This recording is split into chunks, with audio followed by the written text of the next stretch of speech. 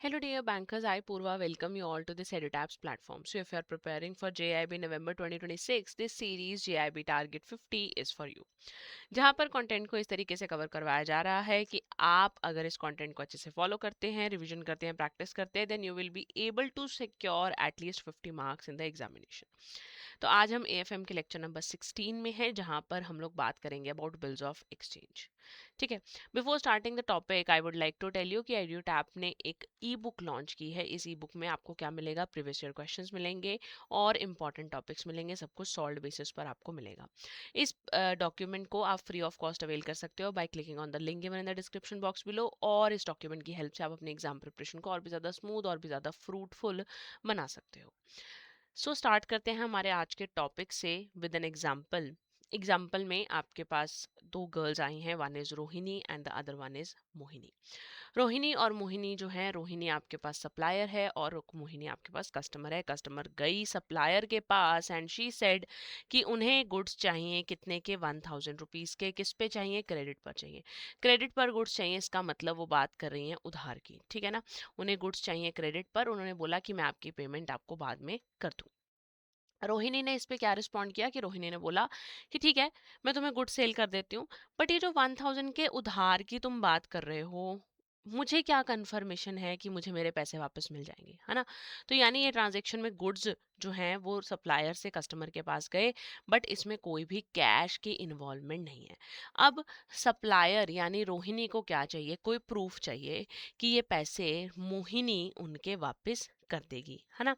तो प्रूफ के लिए क्या इशू किया जाता है? इंस्ट्रूमेंट्स ऑफ क्रेडिट इशू किए जाते हैं. Those are the written documents जिसमें लिखा होता है कि आप हमारे पैसे हमें दे देंगे and the customer accepts that particular kind of instrument. तो दो टाइप के हमारे पास इंस्ट्रूमेंट्स ऑफ क्रेडिट रहेंगे. One would be bills of exchange and the other one would be the promissory note. दोनों की अकाउंटिंग सेम है, बट हाँ, दोनों के फंक्शंस में थोड़ा सा डिफरेंस है.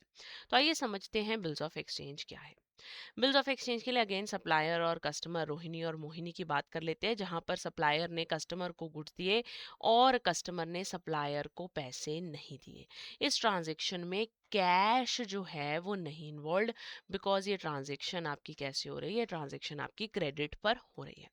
अब प्रूफ के लिए, है ना, प्रूफ के लिए जो हमारे सप्लायर है रोहिणी है, रोहिणी ने कस्टमर मोहिनी को एक बिल लिख कर दिया, जिसे क्या बोला गया? इस प्रूफ को बोला गया बिल्स ऑफ एक्सचेंज. इसको किसने बनाया? इसको सप्लायर ने बनाया. अगर इसे रोहिणी ने बनाया है तो रोहिणी क्या बन जाएगी? ड्रॉर बन जाएगी, because she is maker of bill. ठीक है ना. बिल ऑफ एक्सचेंज आप इसको कह दोगे. फिर अब ये बिल क्या है? बिल सप्लायर ने कस्टमर को दिया. मोहिनी के पास जब ये बिल आया तो इस बिल में लिखा हुआ था कि आप मेरे पैसे जो है मुझे वापस दे दोगे. जैसे इन दोनों के बीच में आपस में बात हुई थी कि 1000 रुपीज़ का क्रेडिट चाहिए. लेट्स से 1 मंथ की ही बात हुई थी. तो उस बिल के अंदर ऐसे लिखा होगा कि आपने 1000 के गुड्स मुझसे खरीदे हैं और आप 1 महीने के बाद मुझे मेरी पेमेंट वापस कर दोगी. तो मोहिनी ने उस बिल को क्या कर लेना है? एक्सेप्ट. और जैसे ही मोहिनी ने बिल को एक्सेप्ट करा तो वो क्या बन गई? वो बन गई इसकी ड्रॉई. ठीक है ना. क्योंकि इन्होंने बिल को एक्सेप्ट कर लिया है और मोहिनी ड्रॉर तो है ही है, मेकर ऑफ द बिल तो है ही है, साथ ही साथ she is the payee as well, because she is going to receive the payment. ठीक है ना. इसके अगेंस्ट जो पैसे हैं वो भी किसको रिसीव होंगे? वो भी रोहिणी को ही रिसीव होंगे. तो कुछ इस तरीके से हमारा बिल्स ऑफ एक्सचेंज दिखता है, जहां पर हमने सबसे पहले एरिया का नाम लिखा, प्लेस का नाम, देन डेट लिखी, देन जो अमाउंट इन्वॉल्व है वो अमाउंट यहाँ पर मेंशन कर दिया. 2 मंथ्स आफ्टर द डेट, यानी कितने टाइम के बाद पेमेंट होगी? 2 मंथ्स के बाद पेमेंट होगी. पे टू मी और माई ऑर्डर, या तो मुझे दे दो या मेरे ऑर्डर के हिसाब से आप पेमेंट कर दोगे. The sum of 4 lakh rupees only for the value received, और साथ में लगा दी जाती है स्टैंप. अब इसको साइन किया गया है ना. हमारे केस में इसको साइन कौन करेगा? हमारे केस में इसको साइन करेंगी रोहिणी, क्योंकि हमारे केस में रोहिणी ने बनाया है. और इसे एक्सेप्ट कौन करेगा? हमारे केस में इसे एक्सेप्ट करेंगी मोहिनी. ठीक है ना. तो जैसे ही मोहिनी एक्सेप्ट करेंगी, Mohini will be liable to pay money to Rohini. तो एक प्रूफ की तरह, एक रिटर्न प्रूफ की तरह काम करेगा. ठीक है जी। तो टर्म्स देख लेते हैं क्या है। ये एक इंस्ट्रूमेंट है जो कि राइटिंग में है। अब इसको कौन साइन कर रहा है? इसको मेकर साइन कर रहा है। आप इसको ड्रॉअर भी बोल सकते हो जिसने बिल को लिखा है, ठीक है ना। इसको ड्रॉअर या मेकर साइन कर रहा है। देन इसमें क्या है? इसमें है एक अनकंडीशनल ऑर्डर, बिना किसी कंडीशन का एक ऑर्डर है कि जैसा मैं कह रही हूं या तो मुझे पे कर दो या फिर किसी और पर्सन को पे कर दो ऑन माय वर्ड्स, है ना। जिसको मैं कह रही हूँ उस पर्सन को आप पेमेंट दे दो। क्या देना है? पेमेंट देनी है, यानी सर्टेन सम ऑफ मनी देना है। किसको देना है? To a person named in the instrument, या फिर जिसके भी पास ये बिल होगा उसको पेमेंट चली जाएगी। और कब? On a fix future date, या फिर डिमांड पर, जो हमने टाइम डिसाइड किया है उस टाइम पर ये पेमेंट हो जानी चाहिए। कितनी पार्टीज इन्वॉल्व हुई? पार्टीज इन्वॉल्व हुई 3। ड्रॉर यानी कि क्रेडिटर, ड्रॉई यानी कि डेटर, और पे। तो अभी हमने बात की थी, ड्रॉर हमारे लिए रोहिणी थी, ड्रॉई हमारे लिए मोहिनी थी जिन्होंने पैसे देने हैं, जो कस्टमर है, और पे हमारे केस में कौन था? रोहिणी ही हमारी पे थी। पेमेंट भी रोहिणी को ही रिसीव होगी। क्लियर है बिल्स ऑफ एक्सचेंज? आगे बढ़ते हैं विद द प्रोमिसरी नोट। अब प्रोमिसरी नोट प्रॉमिस वर्ड से स्टार्ट हो रहा है, यानी कि प्रॉमिस किया जा रहा है। प्रॉमिस कौन करेगा? प्रॉमिस वो करेगा जिसने पैसे देने हैं। यानी कि जब कस्टमर खुद ही प्रॉमिस करके कह रहा है कि मैंने जो आपके 1,000 रुपये देने हैं, अपने एग्जाम्पल पर चल रहे हैं, कि जो मैंने आपके 1,000 रुपये देने हैं, I will pay them after 1 month, ऐसा अगर लिख कर मोहिनी खुद ही लिख कर दे रही हैं, तो मैं उसे क्या बोलूंगी? मैं उसे प्रॉमिसरी नोट बोलूंगी। तो इसको कौन बना रहा है? इसको मोहिनी बना रही है। तो यानी कि यहाँ पर जो मेरी मोहिनी है वो एक पार्टी हो जाएंगी, और दूसरी पार्टी कौन हो जाएंगी? रोहिणी हो जाएंगी। तो यहाँ कितनी पार्टीज होंगी टोटल? यहाँ सिर्फ 2 ही पार्टीज होंगी। तो क्या क्या इसकी जो है कंडीशंस हैं या फीचर्स हैं कह लो, तो ये भी इंस्ट्रूमेंट इन राइटिंग है, बिल्कुल सेम फीचर्स, कुछ भी चेंज नहीं होगा। ये अनकंडीशनल ऑर्डर नहीं है, this is unconditional undertaking. Undertaking क्यों है? क्योंकि पैसे देने वाला खुद ही बोल रहा है कि आपके पैसे मैंने देने हैं। कौन साइन करेगा? मेकर साइन पे करेगा। किस लिए? टू पे a certain some of money. और किसको? जिसका नाम इंस्ट्रूमेंट पर लिखा है। और कब? On a fixed future date, या फिर डिमांड पर। 2 पार्टीज इन्वॉल्व हुई, एक तो ड्रॉर। ड्रॉर कौन होगा यहाँ पर? हमारे लिए ड्रॉर होंगी मोहिनी, क्योंकि मोहिनी ने ही पैसे देने हैं। और पे मतलब पेमेंट किसको रिसीव होगी? तो पेमेंट हमारी रोहिणी को रिसीव होगी, तो रोहिणी हमारी पे हो जाएगी। यहाँ पर कितनी पार्टीज हो गई? 2। और बिल्स ऑफ एक्सचेंज में कितनी पार्टीज थी? 3 पार्टीज इन्वॉल्व थी। क्लियर है जी? आगे बढ़ते हैं। बिल्स ऑफ एक्सचेंज और प्रोमिसरी नोट में डिफरेंस, तो ये एक ऑर्डर था, अनकंडीशनल ऑर्डर था, ये अनकंडीशनल प्रॉमिस है, या फिर आप इसको कह सकते हो अनकंडीशनल अंडरटेकिंग है। ठीक है ना। इसको क्रेडिटर बनाता है जिसने पैसे लेने हैं, इसको डेटर बनाता है जिसने पैसे देने हैं। एक्सेप्टेंस की जरूरत है, बिल्कुल। रोहिणी ने मोहिनी को बिल लिख कर दिया। जब तक कस्टमर ने यानी कि मोहिनी ने उस बिल को एक्सेप्ट ही नहीं किया, तब तक she is not bound to pay, है ना। तो यानी कि एक्सेप्टेंस की रिक्वायरमेंट है, बट प्रोमिसरी नोट में एक्सेप्टेंस की रिक्वायरमेंट नहीं है, क्योंकि कस्टमर खुद से ही लिख कर दे रहा है कि उसने पैसे देने हैं। तो इस किसी को एक्सेप्ट करने की क्या जरूरत है ना। तो यहाँ पर एक्सेप्टेंस की रिक्वायरमेंट नहीं है। बिल्स ऑफ एक्सचेंज में 3 पार्टीज, प्रोमिसरी नोट में 2 पार्टीज इन्वॉल्व हैं। और अगर बिल ऑफ एक्सचेंज डिसऑनर हो जाता है, डिसऑनर का मतलब अगर इसके अगेंस्ट पेमेंट रिसीव नहीं होती है, तो नोटरी पब्लिक के पास इसको जाके नोट करवाया जाता है। बट प्रोमिसरी नोट के केस में नोटिंग की जरूरत नहीं है। अगर मैं अकाउंटिंग की बात करूं, तो दोनों अकाउंटिंग पर्पसेस से सेम है। अकाउंटिंग करते हुए कोई भी डिस्टिंक्शन नहीं रहेगी between the promissory note and bills of exchange, but yes theoretically they both are different concepts. ठीक है जी। आगे टर्म्स एंड ड्यू डेट की बात कर लेते हैं। टर्म का मतलब क्या है? जितना टाइम पीरियड है बिल का, है ना, जैसे 2 महीने, 3 महीने, 4 महीने, जितने भी टाइम पीरियड का बिल है उसे टर्म ऑफ द बिल कहते हैं, या टेन्योर ऑफ द बिल कहते हैं। छोटी सी टर्म है, छोटा सा वर्ड है, तो आप इसको याद रखिएगा कि टेन्योर ऑफ द बिल या टर्म ऑफ द बिल क्या होता है। ठीक है जी। उसके बाद जब भी बिल की ड्यू डेट निकाली जाती है तो उसमें हमेशा 3 days ऑफ ग्रेस जो है वो ऐड किए जाते हैं। ये अभी आपके रीसेंट जो मे अटेम्प्ट है वहाँ पर भी ये 3 days ऑफ ग्रेस का क्वेश्चन पूछा गया था, ठीक है ना। तो क्या होता है, जब डेट ऑफ मेचोरिटी निकाली जाती है तो 3 days ऑफ ग्रेस जो है वो ऐड किए जाते हैं। कैसे 3 days ऑफ ग्रेस ऐड किए जाते हैं, जैसे मान लो आपका एक बिल है, 1 मार्च को आपने ड्रॉ करा, ठीक है ना। 1 मार्च को आपने ड्रॉ किया और आपने उसको 1 महीने के लिए ड्रॉ किया, तो मार्च के बाद आपके पास अगर मेरे को 1 मंथ काउंट करना हो तो मार्च के बाद तो 1 मंथ अप्रैल आ गया, 1 मार्च था तो 1 अप्रैल हो गया। अब इसमें मेरे को 3 days ऑफ ग्रेस ऐड करना है, तो जब मैंने इसमें 3 days ऑफ ग्रेस ऐड किया तो ये मेरे पास क्या बन जाएगा, ये मेरे पास बन जाएगा 4 अप्रैल। तो 4 अप्रैल मेरे बिल की क्या होगी, ड्यू डेट होगी, 1 अप्रैल नहीं होगी। अब एक और कंसेप्ट, जब मेरी ड्यू डेट निकल कर आ गई, 3 days ऐड करने के बाद की बात कर रही हूँ, पहले की नहीं।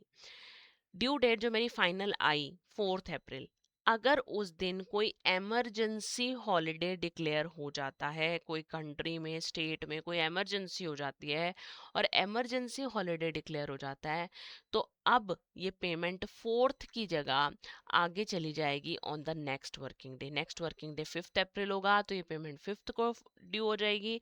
अगर नेक्स्ट वर्किंग डे 6 अप्रैल होगा तो ये 6th को ड्यू हो जाएगी। ऑन द अदर हैंड, अगर ये बिल किसी ऐसी डेट पर मेच्योर होता है, ड्यू होता है, जिस डेट को कोई पब्लिक हॉलिडे है, जैसे 26 जनवरी है, 15 अगस्त है या फिर 2 अक्टूबर है, इन तीनों में से कोई भी डेट है, तो आपका बिल एक दिन पहले ड्यू हो जाएगा, क्योंकि ये हॉलीडेज का पहले से पता है। मतलब अगर कोई बिल की ड्यू डेट 26 जनवरी बन रही है तो automatically that will be due on 25 जनवरी। इसमें आगे का दिन नहीं मिलेगा, इसकी ड्यू डेट 25 जनवरी बन जाएगी।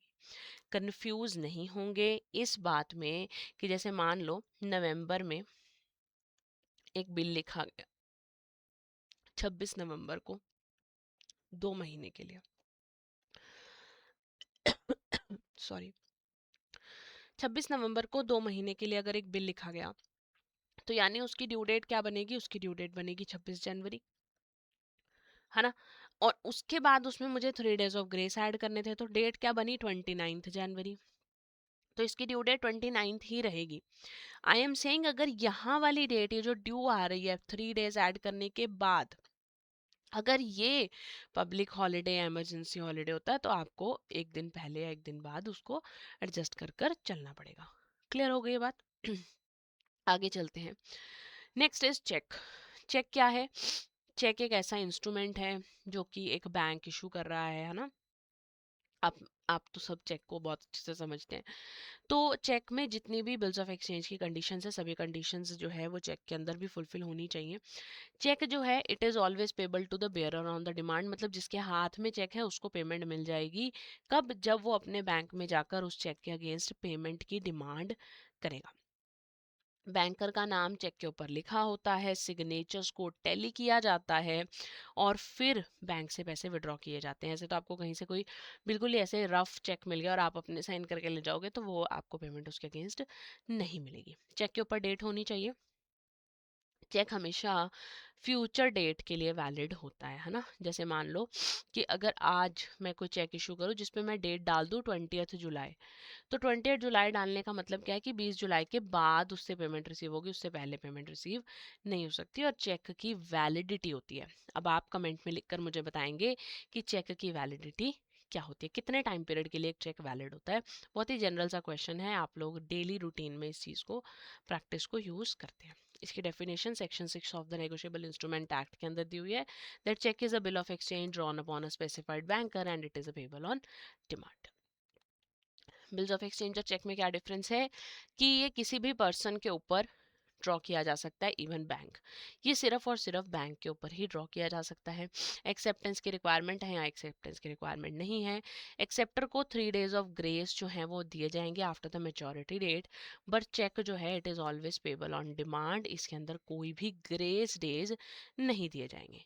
बिल्स ऑफ एक्सचेंज के ऊपर स्टैंपिंग की रिक्वायरमेंट रहती है, लेकिन चेक को स्टैंप की ज़रूरत नहीं है। Notice of dishonour bill of exchange का दिया जाता है, चेक के अंदर नोटिस ऑफ डिसऑनर की भी रिक्वायरमेंट नहीं है। तो इंस्ट्रूमेंट ऑफ क्रेडिट के बारे में जो अभी हमने पढ़ा, सप्लायर और कस्टमर की हमने बात की, तो यहाँ पर हमारे ये जो दोनों ही अकाउंट्स हैं, ये कौन सी कैटेगरी के अकाउंट्स रहते हैं? These are representative personal accounts. जो बिल्स ऑफ एक्सचेंज की बात कर रही हूँ, जो बी आर और बी पी यानी बिल्स रिसीवेबल और बिल्स पेबल का अकाउंट बनाया जाता है, वो आपका रिप्रेजेंटेटिव पर्सनल अकाउंट की कैटेगरी में आता है। पढ़ा था ना गोल्डन रूल्स में, ये वही है। ठीक है, उसके बाद जो सप्लायर है वो क्रेडिटर है और उसे मनी फ्यूचर में रिसीव होगी, वो इसे as a bills receivable record करेगा। इसके लिए बिल्स रिसीवेबल एक एसेट है। ऑन द अदर हैंड जो कस्टमर है वो एक डेटर है और फ्यूचर में मनी पे कर कर चलेंगी, तो उसको वो बिल्स पेबल की तरह रिकॉर्ड करेंगे, और बिल्स पेबल उनके लिए क्या है? एक लायबिलिटी है, देनदारी है। ठीक है ना। और बिल्स रिसीवेबल और बिल्स पेबल दोनों ही रिप्रेजेंटेटिव पर्सनल अकाउंट की कैटेगरी में आएंगे। एक और क्वेश्चन कि रिप्रेजेंटेटिव पर्सनल अकाउंट के अलावा और दो कौन सी कैटेगरीज हैं फॉर द पर्सनल अकाउंट, ये भी आप मुझे कमेंट में लिखकर ज़रूर बताएंगे। चलिए आगे चले।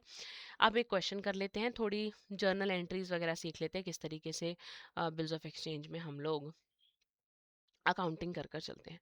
तो mister A draws a bill on B for 10,000, it is accepted by B and return to ए।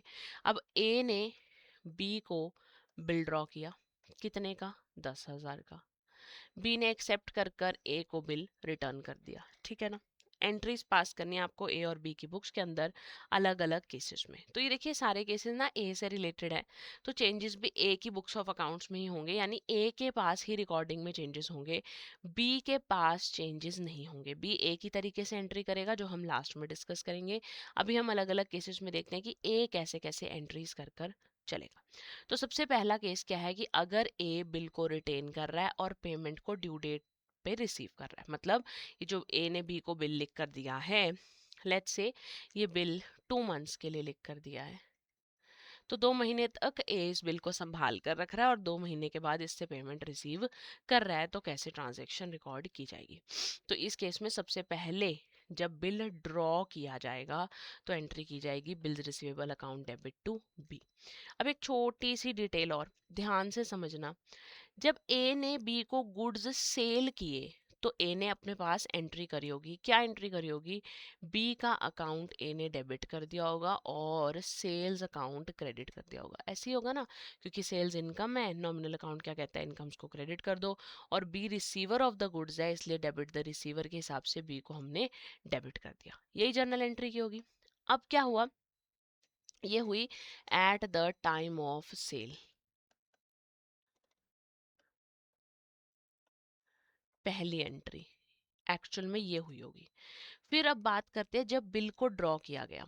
जैसे ही ए ने बी को गुड सेल किए, उसके बाद ए ने बिल भी ड्रॉ करके दिया। जब बिल ड्रॉ कर कर दिया तो उसके जो बी का अकाउंट है उसका बैलेंस कम हो गया, क्योंकि अब उसका बैलेंस कहाँ ट्रांसफर हो गया? वो ट्रांसफर हो गया बिल्स रिसीवेबल अकाउंट में। तो जैसे ही बी का बैलेंस कम हुआ तो बी को क्या कर दिया गया? क्रेडिट, और बिल्स रिसीवेबल अकाउंट का बैलेंस बढ़ गया, है ना। तो बिल रिसीवेबल अकाउंट को क्या कर दिया गया? यहाँ डेबिट कर दिया गया है। अगर एसेट के पर्सपेक्टिव से सोचो तो increase in the asset debit होती है ना। तो बिल्स रिसीवेबल अकाउंट को हमने यहाँ पर डेबिट कर दिया with 10,000 rupees, and bills receivable to B हमारी पहली जर्नल एंट्री यहाँ पर बन गई जब हमने बिल को ड्रॉ किया। अब जब इस बिल से पेमेंट रिसीव होगी तो कैसे पेमेंट रिसीव करेंगे? जब पेमेंट रिसीव होगी तो debit what comes in and credit what goes out, यही कहता है ना रियल अकाउंट का रूल। तो कैश आ रहा है तो डेबिट व्हाट कम्स इन के हिसाब से कैश को क्या कर देंगे? डेबिट कर देंगे, यानी कैश अकाउंट जो है वो क्या हो जाएगा? डेबिट। और किससे पेमेंट आ रही है आपकी? Who is the giver? Giver कौन है? मेरा बिल्स रिसीवेबल अकाउंट है, तो बिल्स रिसीवेबल अकाउंट को क्या कर दिया मैंने यहाँ पर? क्रेडिट कर दिया। क्लियर है आपको ये बात? ये एंट्री आपको क्लियर है कि जब सेल हुई तो एंट्री करी बी टू सेल्स, और जब बी से बिल्स रिसीवेबल मिल गया तो बिल रिसीवेबल को डेबिट करके बी को क्या कर दिया? क्रेडिट। बी का अकाउंट क्लोज कर दिया। अब कैश जब मुझे इससे रिसीव हुआ तो कैश डेबिट कर कर बिल्स रिसीवेबल को अगेन क्रेडिट कर दिया। तो देखो बिल्स रिसीवेबल पहले 10 से डेबिट हुआ, 10 से क्रेडिट हो गया, तो यानी ये भी क्या हो गया? मेरा अकाउंट क्लोज हो गया। क्लियर है बात? सेकेंड केस पर चलते हैं। अब अगर ए बिल को डिस्काउंट करवा रहा है बैंक से बिफोर द ड्यू डेट, ए और बी की बात हुई, 2 महीने के बाद पेमेंट कर देंगे ऐसी बात हुई। ए को पहले ही पैसों की जरूरत पड़ गई, तो अब ए बी से तो पैसे पहले ले नहीं सकता, तो ए ने क्या किया, ए अपने बैंक के पास गया, ए ने उस बिल्स रिसीवेबल को बैंक को दिया और कहा कि आप मुझे इसके अगेंस्ट पहले ही पेमेंट दे दो, है ना। तो उसको एज अ सिक्योरिटी प्लेज कर कर उसके अगेंस्ट पेमेंट ले ली। बैंक अपने कुछ डिस्काउंटिंग चार्जेस कट कर कर ए को पेमेंट कर देता है। तो बैंक ने 200 रुपये डिस्काउंटिंग चार्जेस कट कर लिए और ए को पैसे दे दिए 9800 रुपीज़। तो यहाँ पर जब बिल्स रिसीवेबल इशू किया गया है तो सेम ही रहेगा हर जगह कि एंट्री आपकी बिल रिसीवेबल को डेबिट कर दिया और बी को क्या कर दिया, क्रेडिट। तो 10,000 से डेबिट और क्रेडिट हो गया। अब जब पेमेंट रिसीव होगी, तो पेमेंट रिसीव होगी तो बैंक अकाउंट जो है वो क्या हो जाएगा, डेबिट हो जाएगा। डेबिट व्हाट कम्स इन कर सकते हो आप यहाँ पर। तो आपने 9800 को क्या कर दिया, डेबिट। डिस्काउंटिंग चार्जेस ये मेरे लिए क्या है, ये मेरे लिए नॉमिनल अकाउंट है। नॉमिनल अकाउंट है तो नॉमिनल अकाउंट क्या कहता है कि debit all expenses and losses, क्योंकि ये 200 रुपये का मुझे एक तरीके से क्या हो रहा है, नुकसान हो रहा है। तो debit all expenses and losses के हिसाब से डिस्काउंटिंग चार्जेस को क्या कर दिया गया, डेबिट। और पेमेंट कहाँ से आ रही है, तो पेमेंट बिल्स रिसीवेबल से आ रही है। बिल्स रिसीवेबल क्या हो गया यहाँ पर, गिवर। तो गिवर की वजह से बिल्स रिसीवेबल को क्या कर दिया, क्रेडिट कर दिया। अब जब आपने बिल डिस्काउंट करवा के पैसे ले लिए हैं, तो अब ड्यू डेट पर ए को पैसे नहीं मिलेंगे। अब ए की बुक्स में जब पेमेंट रिसिप्ट का टाइम होगा तो कोई भी एंट्री नहीं होगी। ये पैसा कहाँ जाएगा, ये पैसा बैंक में चला जाएगा, क्योंकि अब बिल्स रिसीवेबल किसके पास है, बिल्स रिसीवेबल बैंक के पास है। क्लियर है बात, आगे चलिए।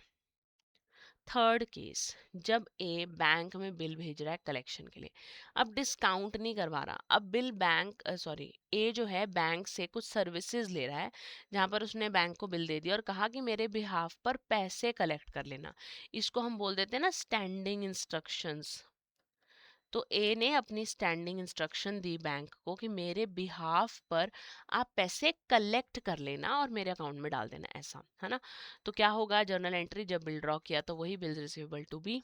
अब जब बिल आपका यहाँ पर आ जाएगा, sent to bank for collection. अब जब आपका बिल बैंक के अंदर जाएगा कलेक्शन के लिए, तो आपकी एंट्री हो जाएगी bill sent for collection account debit to bills receivable. Bills receivable के अगेंस्ट आपने वो बैंक में दे दिया, है ना। और जब पेमेंट इससे आएगी तो बैंक डेबिट हो जाएगा और bill sent for collection account credit हो जाएगा। तो देखिए, बिल सेंट फॉर कलेक्शन पहले डेबिट किया, बाद में आपने उसको क्रेडिट कर दिया, तो ये अकाउंट भी क्या हो गया, क्लोज, और आपको पेमेंट रिसीव हो गई ऑन द ड्यू डेट। चलो लास्ट केस, अगर ए अपने क्रेडिटर को दे देता है बिल, यानी सी उसका एक क्रेडिटर है, उसे पेमेंट बिल दे देता है, तो क्या होगा। तो सिंपल सी बात है, बिल्स ड्रॉ जब किया तो बिल्स रिसीवेबल टू बी, और जब बिल को आपने एंडोर्स कर दिया, दे दिया अपने क्रेडिटर को, तो हाँ एंट्री हो जाएगी, सी को डेबिट कर दिया जाएगा, बिल्स रिसीवेबल को क्रेडिट कर दिया जाएगा। अब जब पेमेंट रिसिप्ट का टाइम होगा तो ए की बुक्स में कोई एंट्री नहीं होगी, बिकॉज ये जो एंट्री है ये कहाँ होगी, इन बुक्स ऑफ सी जो है ये एंट्री होगी। सी इस पेमेंट को रिसीव कर कर चलेगा। और अगर मैं बी की बुक्स की बात करूँ तो हर जगह बी की बुक्स में एक ही एंट्री होगी कि जब उसने बिल्स पेबल को एक्सेप्ट करा तो एंट्री हो जाएगी A account debit to bills payable, और जब पेमेंट दे देगा तो बिल्स पेबल डेबिट हो जाएगा, और क्रेडिट व्हाट गोज आउट के हिसाब से उसका बैंक अकाउंट क्या हो जाएगा, क्रेडिट हो जाएगा। क्लियर है, are you able to understand कि किस तरीके से जर्नल एंट्रीज हमने अलग अलग केसेस में की हैं। एक दो बार आप इसको रिवाइज करोगे तो आपको ज़रूर क्लैरिटी बन जाएगी। कोई भी डाउट होगा आप कमेंट बॉक्स में लिखकर मुझसे डाउट फिर भी पूछ सकते हो। ये आपकी समरी शीट आ गई जिसकी हेल्प से आप इस चैप्टर को, इस टॉपिक को रिवाइज कर सकते हैं। क्वेश्चन कर लेते हैं। Question number 1 on your screen is, on July 1 2025 R sold goods to S for 30,000। R ने एस को गुड्स सेल करे 30,000 रुपीज के। On the same date R ने एक बिल ड्रॉ किया एस पर 3 मंथ्स के लिए, जिसको एस ने एक्सेप्ट कर लिया। 10 जुलाई को आर ने ये बिल डिस्काउंट करवा लिया बैंक से 29,400 का, यानी बैंक ने डिस्काउंटिंग चार्जेस कितने लिए, तो बैंक ने डिस्काउंटिंग चार्जेस ले लिए हैं 600 रुपीज़। कैसे आए 600? 30,000 में से हमने 29,400 माइनस कर दिया, तो 600 मेरे लिए क्या है, 600 मेरे लिए डिस्काउंटिंग चार्जेस है। ठीक है जी। फिर बिल जो है वो ऑनर हो गया मेच्योरिटी पर, मतलब मेच्योरिटी पर उससे पेमेंट रिसीव हो गई। तो आपको जर्नल एंट्री बतानी है। डिस्काउंटिंग के टाइम पर 10 जुलाई को आर की बुक्स में जर्नल एंट्री क्या होगी जब बैंक से बिल डिस्काउंट कराया जाएगा। तो जब भी बिल डिस्काउंट कराया जाता है, पेमेंट रिसीव होती है, तो हम एंट्री कर देते हैं बैंक अकाउंट डेबिट।